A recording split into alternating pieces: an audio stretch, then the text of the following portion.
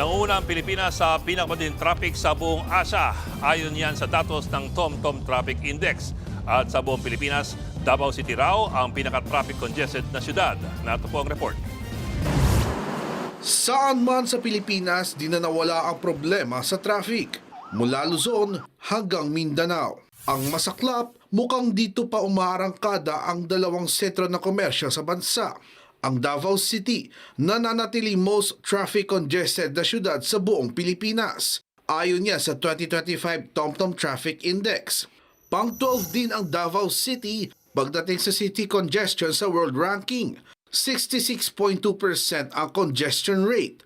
Katumbas yan na 168 hours o 7 days and 40 minutes na nasasayang tuwing rush hour kada taon. Tinatayang 34 minutes and 17 seconds naman ang aabutin para sa 10 kilometrong biyahe. Kung tutuusin, bumaba na ang rango ng Davao City mula sa pagiging third congested city sa buong mundo noong 2024.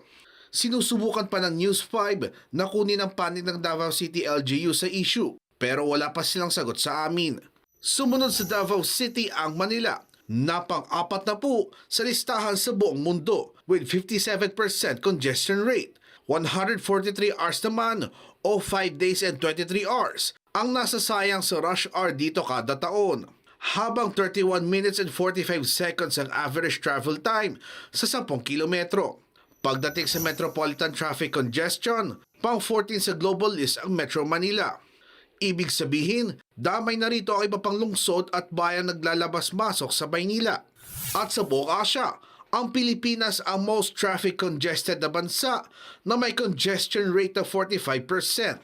Sa panig naman ng Metro Manila Development Authority, kaliwat kanan ng traffic schemes na ang sinusubukan at patuloy na sinusubukan para ibsan ang malalang traffic congestion sa NCR. Kaliwat kanan din ang mga clearing operations, pagbubukas sa mga alternatibong ruta, zipper lanes, at kung ano-ano pa.